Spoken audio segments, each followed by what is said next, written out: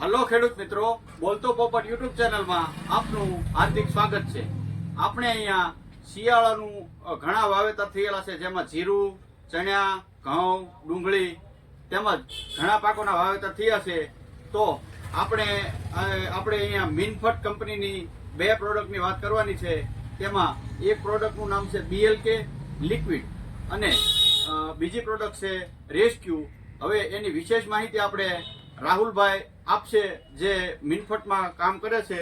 બોલો રાહુલ. નમસ્કાર ખેડૂત મિત્રો, હું રાહુલ રંગપરા મિનફટ વતી આપનું હાર્દિક સ્વાગત કરું છું. કંપનીની માહિતી આપીએ તો મિનફટ એ વડોદરામાં આવેલી છે, જે અલગ અલગ ઘણી વસ્તુઓ બનાવે છે. જેમાં ખાતર આવે, લિક્વિડમાં PGR છે, રેસ્ક્યુ પાવડર છે. જેમાં મેઇન બે પ્રોડક્ટ છે, રેસ્ક્યુ અને BLK લિક્વિડ. એમાં જો માહિતી આપીએ તો BLK લિક્વિડ રહ્યું, એમાં તમારે કન્ટેન્ટ આપી શકશો. જેમ કે અત્યારે મેન પાક તો જીરું, ચણા, ઘઉં, ડુંગળી છે. તો તેમાં અત્યારે તમે કદાચ પીળું પડતું હોય કે ગ્રોથ ન થતો હોય અથવા જાંબુડિયા કલર હોય તો તમે BLK લિક્વિડનો 2 વીઘે 1 લીટરનો ઉપયોગ કરી શકશો. ત્યારબાદ બીજી પ્રોડક્ટ કહીએ તો રેસ્ક્યુ, જે મિકેનિકલ ઓર્ગેનિક પ્રોડક્ટ છે, જે પાનના ચોકીદાર તરીકે પણ ઓળખવામાં આવે છે. એમાં વાત કરીએ તો તમારે પાન ઉપર સફેદ લેયર બનાવ્યા છે. તો પછી આ સકિક પેસ્ટ આવે કે ઈયળ આવે કે પછી ફૂગ આવે, તો આ બધા ઉપર આ રેસ્ક્યુ કામ કરશે. આ બધા ઉપર કામ કરશે. ઓકે, આ પાન ઉપર લેયર બનાવી નાખશે અને ઈ પાનનું આમ ચોકીદારી કરશે. ચોકીદારી અને નુકસાન નહીં થવા દે. તમારે સફેદ માખી હોય, લીલી પોપટી હોય કે ઈયળ હોય, નુકસાનમાં 50% તમારે. અને અન્ય પ્રોડક્ટ તમે નાખો દવા, એમાં જો ઉપયોગ કરો રેસ્ક્યુ પાવડરનો, તો તમારે કાયનું દવાનું રિઝલ્ટ પણ લાંબો ટાઈમ છે. ડબલ કરી નાખશે. બરોબર છે.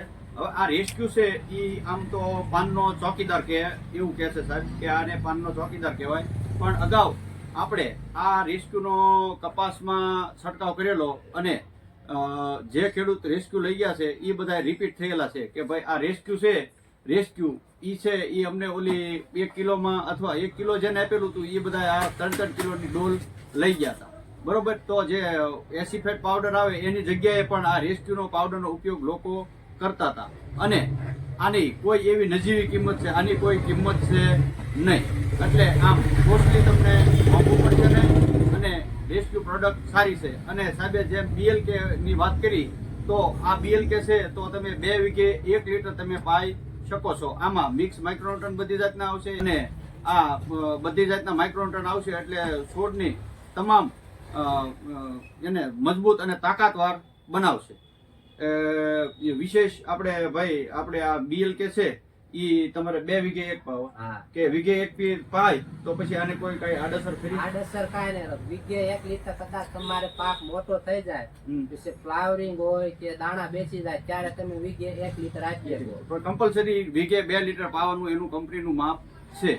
અને રેસ્ક્યુ છે એ 15 લીટર પાણીમાં તમે 50 ગ્રામ નાખી અને તમે એનો છંટકાવ કરી શકશો. અને ગમે તેની સાથે રેસ્ક્યુ તમે નાખી શકશો. અને BLK નો પાવા સિવાય તમે પંપમાં પણ 50 ml નાખી અને છંટકાવ કરી શકશો. અસ્તુ.